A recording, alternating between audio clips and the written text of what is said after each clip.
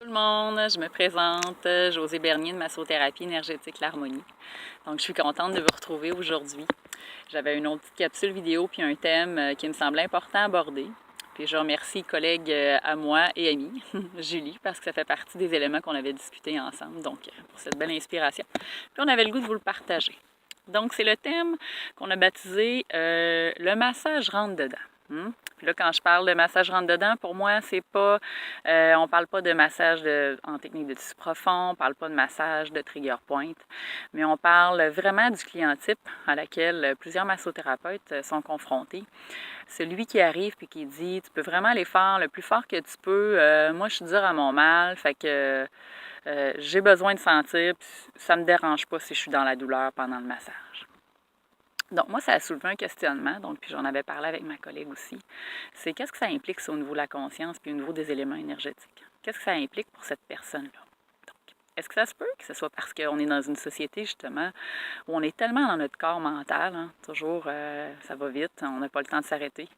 Puis que même quand on arrive dans un moment de détente, donc en massage, où on prend du temps pour soi, on prend un temps pour s'arrêter, pour se faire du bien, on a besoin pour prendre contact avec notre corps physique, là, puis avec notre conscience, d'aller dans la douleur justement pour être capable d'intégrer puis d'être bien ancré dans son corps physique.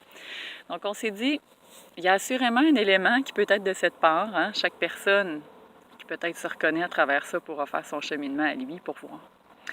Mais en même temps, ce que ça me dit, c'est pour que les gens aient le besoin de sentir une douleur dans leur corps physique.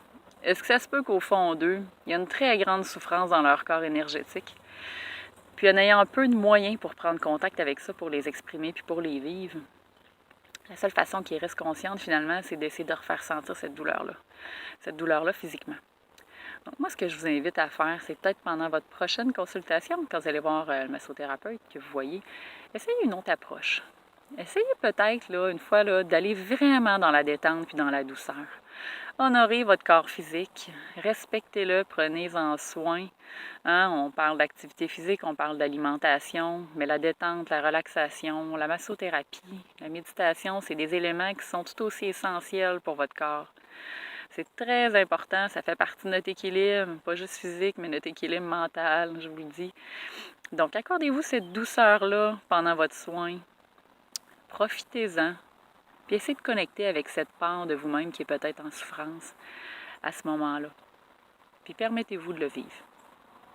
Donc, c'est juste une petite capsule comme ça, une petite pensée. Donc, progressivement, si on peut éveiller la conscience et éduquer les gens par rapport aux soins en massothérapie, leur faire réaliser qu'on n'a pas toujours besoin d'être raqué pendant 3 jours après un massage rentre dedans.